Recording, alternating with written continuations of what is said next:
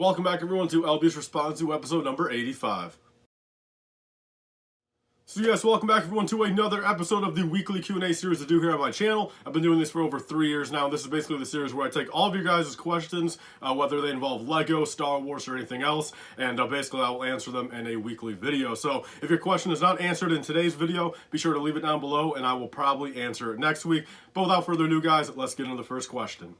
Alright guys, starting off with Kurosh Karami, they say, with the AAT retiring, what are the chances LEGO releases another separatist vehicle, like a snail tank or a homing spider droid? So of course, over the past 23 years of LEGO Star Wars, LEGO has made it pretty obvious that, both these vehicles right here, they're a pretty big fan of, coming out with, 3 or 4 versions of each. And I think it's a very high chance. I think if not next year, definitely, before any of these other things. I think, before we get another droid gunship, before we get another MTT, before another AAT, I definitely think one of these two is on the table. If I had to guess which one, I would probably put my money on the 51% chance of a homing spider droid coming out. I know we got one more recently than a Corporate Alliance tank droid, but if it's anything like the last time when they literally just basically rebranded the set and only added like a stud shooter, I believe that was what? Was that the 2014 and 2016 copies? Maybe my years are mixed up there, but the last 2 homing spider droids that came out were literally basically carbon copies of each other. So knowing LEGO, they'll probably go the more disappointing route, and they'll probably be a homing spider droid next. Next up, guys, we got Shalio. They say, those minifigs in the cylinder tubes behind you, where did you get those? They look cool. Love the content. Keep up the awesome work. Thank you. I appreciate it so much. And yeah, you're talking about these the pens right here. So I'll put up a picture closer on the screen of when I got them. But these are basically, LEGO Star Wars pens from back in, I want to say like 2002 to like 2006, I believe. And I guess if you guys can maybe see that a little bit right here. Basically, yeah, so these are in little cylinder tubes. And, it's basically just a LEGO Star Wars pen. Has a minifigure that is glued on there. You can't take them apart. A few other little odds and ends right there. I got these very cheap, about a year ago at this point. Actually, I want to say maybe 8 months ago. And I kind of started like a little trend. I got them for very cheap. I posted about them, and I was pretty much like the first one to really post about them. And now a whole bunch of people got them, and they're still not too expensive. I want to say, all depending on the character you want, they're still only about $25 to $30 each. I know Jango Fett is definitely the rarest. I've actually got him in the middle right there. But yeah, so yeah, these are the little LEGO Star Wars pens. Definitely pretty cool, and I recommend picking a couple up if you want to. And I kind of told myself, when I say buy my first house or whatever, I'm probably gonna crack open that Jango Fett pen and sign the line with that Jango Fett pen. But yeah, there's that. Next up, guys, we got Revanov1. They say, what are your top 3 sets this year, hoping they will discount for Black Friday, either for investment or for the deal? So, my top 3, I think, of course, for my personal self, it would be ideally great if the ATT went on sale. Even if it went down from like 140, 20% off to, say, 112, I think that'd be very awesome. I'd probably pick up another 1 or 2. But then also for investment, the Carnage or the Target exclusive Carnage bust, and then also the Mandalorian Starfighter would be 2 that I deeply hope they say go for 40% off, 50% off. But there's my top 3 right there probably. Alright guys, next up we got Dylan. He says, do you think we will ever see more original 2D Star Wars show sets? We only got Anakin Starfighter, but they could do a lot more with this. So, yes, I know you posted this 7 days ago, but if you have not checked out the video yesterday I did, it pretty much confirms that LEGO at least acknowledges that show still. So, basically, I'll kind of sum it up. If you want to go check out the full 8-minute video yesterday, I recommend doing so. But basically, next year, going into 2023, they will basically be branding all of their clone-orientated sets with the 20th anniversary logo of this show. Of course, came out in 2003, and now it's 20-year anniversary. So they at least now acknowledge it. It's pretty crazy to me that out of every single thing they could do and every single thing they have not done, that they choose to honor the 20th anniversary of a show that, in my opinion, is pretty forgotten about right now and not even canon. But nonetheless, I'm excited about it. So I definitely think at least in the future, it's very possible. If not as early as next year, we can get more sets from that show.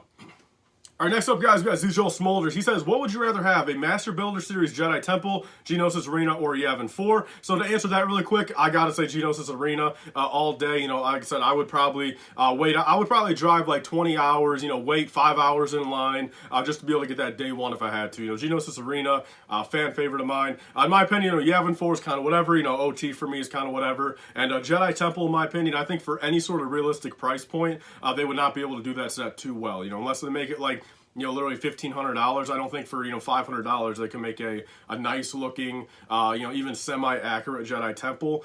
And then your second question is, and do you think we will get a Master Builder Series set next year? So, yes, I kind of thought so, but here's the crazy part. So there is a strong rumor going around right now that the May 4th, 2023 set is a buildable Chewbacca character, like, kind of like how the Porg is, the BB-8, the DO, the stuff like that. And if that's the case, that is remarkable. That is absolutely insane to me that they're going to waste a UCS slot on some garbage like that, at least in my opinion. Again, it's all my opinion, but if that is the case right there, that basically eats up one of our UCS slots. So then at that point, we got two things kind of going against each other then. First off, are we going to get a UCS set or MBS set? I would assume Master Builder Series, coming in the fall. And then at that point, we have to kind of look at it. They have the 40th anniversary of Return of the Jedi, and then also now they're doing the 20th anniversary of the Clone Wars. I would assume they're going to prioritize Return of the Jedi, but there's also a possibility we can get a Clone Wars set. But at that point, I don't think it's going to be anything too crazy. I highly doubt. I don't know. I would love it if we got like a UCS Predator, but I'm still banking on the fact I think in October of next year, we will see a Master Builder Series, either Endor Bunker or a Ewok Village. That's what I'm putting my money on. And yes, there's that. You guys got I Am Apollo right here with a very long comment, so I'll kind of try to get through this right here. He says 4 kind of investment questions for you, so I'll answer one at a time. Number 1 being, should I buy Thrawn to invest in if you think his price will rise when the Ahsoka show is released? And so to answer that really quickly is, of course, if most of these shows, they don't come out with sets before the show come out. So say if Ahsoka comes out, I believe the rumored date is like, fall of 2023. So say at that point, the earliest we'll probably get a set. Earliest is 2024 winter. If not, probably something like, 2024 March or April. So at that point, of course, if Thrawn is a main character of the show, let alone in the trailer for the show, say they release the trailer, May 4th of next year. At that point, then there's going to be a long period of time in between then that Grand Admiral Thrawn will go up in value. So he'll go from $150 new to say $200 new. So I would buy Thrawn now. If anything, again, I'm not a financial advisor, but if you want to put the money into it, now is the time. The longer you wait, if you wait until the first trailer drops and he's in there, if you wait till the Ahsoka show premieres and he's in there, it's already going to be too late kind of thing. You want to get in there as early as possible for as cheap as possible. So in my opinion, I do strongly think Thrawn will be in the show, and I would assume they're going to hint at him in the trailer. You know what I mean? I doubt they're going to save it for some, post-credit scene or last final scene in the 6th episode of the show. But your second question is, do you think the Rex's ATT set, the Rebels one, will rise in price? If so, should I buy one now? That one right here, I have no honest opinions on. I don't really see a reason why it would go up in value. Basically, currently at this point, the only driving factor are those old clone troopers, which at that point, they're even not really that cool. A lot of people are Captain Rex fans, but, that Captain Rex, old minifigure is really not too special. The 5th brother got re-released, and in my opinion, I don't really see it going up, skyrocketing in price. Sure, you could always argue, comparatively, say, now until, say, 5 years from now. Say there's maybe 70 sealed copies for sale around the world right now. Of course, I would assume probably in 5 years there might only be 50 of them. So at that point, sure, the price might be a little bit higher at that point, but in my opinion, I would not put too much money into that. I wouldn't really bother with that set. Then third question, he says, do you think Shadow Arcs are a good investment, or will their price ever rise? Should I buy one now just in case they rise? To answer that really quickly, again, it's really supply and demand thing. I don't think there's ever going to really be a point in time where, again, he will skyrocket in price individually. I think same thing, say 5 years down the line, there's going to be less in circulation, which in turn sure is going to be a higher price, but there's that. Fourth question, he says, I really want a Phase 2 Rex. When should I buy one? It seems they are remaking them next year. Do you think the original's price will fluctuate? So yeah, to answer that really quickly, yes, of course, if they do make a new one, say next year, the old one, the price will fluctuate down, of course. How much, I'm not too sure, but say he's like $200 now. The sell-through rate is definitely going to be a lot less. So at that point, there's going to be a lot of people trying to kind of offload their old Captain Rex, because the new one, really no matter what set he's in, unless the new Captain Rex is in like an $800, threshold set. Like if he's in like an $800 Venator, UCS Venator, then sure, that Captain Rex from Adam will probably be every bit of a $100 to $200 minifigure anyway. But if he's in a small little $80 Y-Wing, that new Captain Rex is only going to be $25. So no one's going to be paying that old price, the higher price for the old one. So in my opinion, if I'm being honest, at this point, I would really just wait. I would not personally, buy a $200 Rex right now, when in possibility of 6 months from now, we will hear, Captain Rex is coming out again. Sure, the old one might be subjectively better, But at that point, if a new one comes out, you'll pretty much be fine. If not, at that point, just bite the bullet. You might have to be paying $25 more for the OG one if you really want at that point. Say there's no rumor next year of one and people are going back to buy the old one. But I don't really see the old one being able to get up too much more. But yeah, there's my quick answers of that. And sorry for not answering it last week, man. All right, next up, guys, we got Javier Robles. He says, question, MTT remake or Clone Turbo Tank remake? In my opinion, if I'm being honest, I really do, out of those two right there, I think MTT remake. And the one thing I'm going to say about that is I want them to do a blue and gray version of the Separatist MTT. I'm very fortunate. I've got two of the 2010 turbo tanks, one of the 2007 MTTs, probably the subjectively best of the two models right there. And if they were to, do another MTT, I would rather them do that blue and gray one to add a little bit of variety. But obviously at that point, I would want them to just do a kind of recolor of the 2007 one, which will probably never happen. Of course, in 2007 MTT and 2010 turbo tank will probably always be the best of the two models. But at this point, a blue and gray MTT is what I would want out of those two. All right, next up, guys, we got Sarvar. He says, how do you clean built sets in your collection after they become dusty? I've been having this problem and I can't find a good solution for it. So, I'm not really the person to answer for that. I'll kind of give you my full opinion on that right now, is I've been really bad at keeping my LEGO sets, clean and kind of just organized over the past, 10 years of collecting. I really personally can't wait until I move out of my own place. And, a lot of my collection, as you guys know, is not built right now. I've literally got about probably 80% of my collection unassembled, bagged up, and in totes out in my garage right now. So I want to get those, re-cleaned and rebuilt and displayed here soon. But truthfully, I just don't have the room for it. And in my opinion, again, really the only solution I can say for you right now because of what I'm doing is you just have to kind of, if it becomes really, really dusty, unassemble it, wash it up, rebuild it. But I know there's some of those little vacuums. I believe, what's the site called? I think Clean My Bricks. They actually sent me a vacuum a while back and they said, hey, if you want to do a review, you can do one. I meant to do one, but I kind of just haven't had time to do so. And in my opinion, I don't even really have any sets right now built that are dusty. But, one of those little vacuum things, I think they're like $30. And, they work. It's just you have to make sure that, say, you keep ahead of it, you know what I mean? Like, actually dust them like every month. The longer you wait, the more caked on the dust gets, the less those vacuums work. But in my opinion, again, if you want to keep up with this on a monthly basis, I recommend getting one of those little Clean My Bricks $30 vacuums right there. And then we got Just Some Random right here, off topic from LEGO, but what's your favorite band/song? So, a lot of people ask me this over the years, and I gotta say, I've never really been able to give a definitive answer. Like, if you check my Apple Music playlist right now, I have got everything from rap, rock, even a little bit of light metal, hip-hop, a little bit of classic stuff. Like, there's quite a few 90s bands, early 2000s bands that I'm a big fan of. But I think in the grand scheme of things, if we're talking about a band right here that I probably like about 90% of their music, would be Breaking Benjamin. I started listening to them about 10 years ago, and, I like a lot of their old stuff. I like majority of their new stuff, and overall, it's definitely something, I'm going to the gym, going on a late night drive, probably, I could say my band right here that, again, I probably listen to and can probably recite the words to and sing probably every bit of probably 80% of their songs, if not even a little bit more.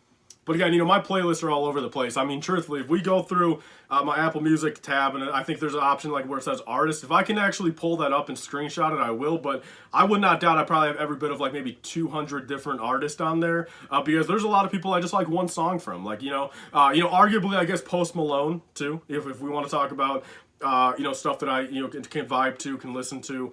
Post Malone is probably an individual singer, and then Breaking Benjamin as a band. That's probably my answer to that. Then next up, guys, we got Keith Crane.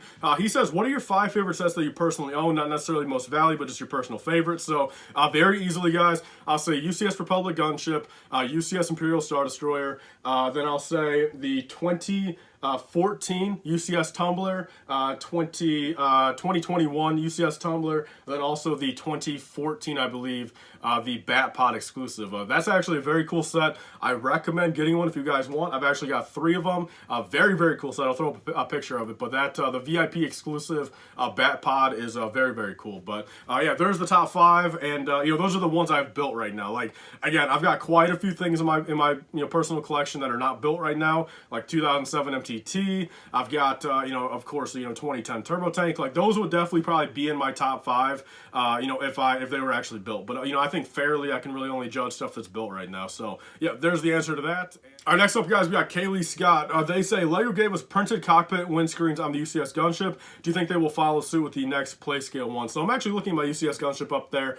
And, you know, the thing is, like, you know, with LEGO, you know, if I had to say over under 50%, I'm of course going to say under. I don't have too much faith in LEGO for going above and beyond. You know, with as much money as they make and as much product as they sell, I would have to probably say probably not. But, you know, the thing is with that, you know, again, I would assume at some point LEGO's going to catch up. You know, they're already kind of taking away the sticker to UCS plaques, which, you know, that's a plus. You know, I'm very surprised they're doing that. But, you know, the more sets I kind of open and build, the more stuff I hear about, the more reviews I see, the more people are still saying, you know, hey, look, they're putting way too many stickers in these sets, and I don't know if that's something we'll ever get away from. So I would assume they're probably just going to go unprinted, or, you know, if anything, do a sticker on there instead of, you know, a nice printed piece.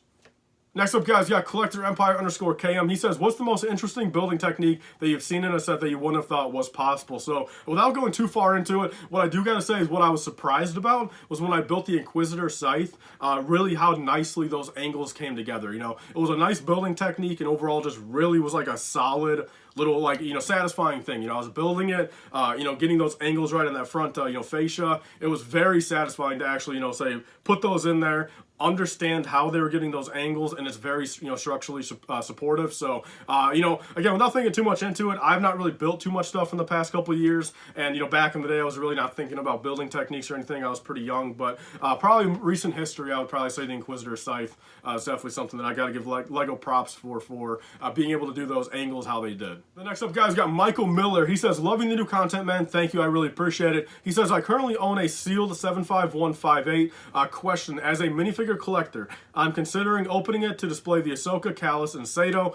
Is the set's potential growth good enough that I should spend the money to buy the figure separately and leave the set sealed? So to kind of like indirectly answer your question, I guess, my mindset with a lot of this stuff that I've kind of followed on a couple sets, I wish I could do it more, but I just quite frankly don't have the money to, is say there's something like the UCS Slave 1. I bought that back in 2015 for the $200, and now it's worth like $600 or $700, I believe. And basically what I've told myself is I would love to be able to open that and display it. I would absolutely love it. Like, I would crack that open tonight and build it if I wanted to. Like, I just don't have I don't have it in me to crack open a $700 seal set that I paid $200 for. Like, because again, it would just go down in value to like, say, $300 at that point. But how I've always thought of it is, you know, say on a set like that, you know, now I have a $500 built-in, you know, profit technically. Sure, I've not sold it yet, but I technically probably could sell tomorrow for roughly $400, $450 profit. Where then, is it worth it at that point? Do I take that $400 built-in margin and say then build it, you know, or buy a used copy for, say, I don't know if they're going for maybe $250, $300 right now, and then be able to build a used copy, and then a long-term, you know, basically say it's almost paid for itself. You know, both those copies I have pretty much pay for themselves, and then going into the future, I have a used copy and a sealed copy to worry about, and, you know, of course, increasing in value. So that's what I've kind of thought about. That's how I kind of look at it in a few ways. You could probably look at it the same way in that regard. I think it all really comes down to the fact, how much did you pay for the 75158? You know, did you buy it back in the day on clearance? Did you buy it for retail? Did you pay the aftermarket price for it? But, you know, what I will quickly say about your scenario is I definitely genuinely feel like it's probably better maybe just to crack that one open pretty soon. Maybe wait a little bit. Maybe if you can wait 6 months or so, wait until we get a little bit more 2023 information. Because, you know, again, like I've said, you know, the second that new Ahsoka comes out, that one will, of course, you know, kind of plummet in price. I think she'll go from probably 300 to maybe 160, 180, at least for a while. Again, there's always going to be scarcity, but in my opinion, maybe wait a little bit longer and then see what the rumors are, and at that point, you'll probably just crack it open and build it for yourself. But yeah, there's my quick thoughts on that, and let me know in the future what you do, man. If you end up building it, let me know. You know, let me know how you play it out. So yeah, thanks for the question, man. Alright guys, and after 14 questions, that concludes the video. Thank you guys all so much for watching this video. Again, I love making these. There was a lot of good questions last week, and I did not realize I actually screenshotted 14 of them. I like to try to keep it around 10 or so, but honestly, like I said, I like doing longer ones too. So leave all your questions down below. Maybe, if I'm being honest, maybe try to keep it limited to maybe 2 questions per person. Again, you know, no hate to the person that asked 4 questions, but I feel like that definitely probably took up a pretty large part of the video. So maybe try to limit it to 2 questions per person, at least per week. You know, what I mean? Thank you so much for watching this video. Again, leave your questions down below for next week, and thank you all so much for the support on this series. Like I said, I really appreciate it. I know these videos are doing extremely well, better than they ever have, and I'll see you guys all in the next video. Bye guys, please want to comment and subscribe, and stay safe. See you guys later. Bye.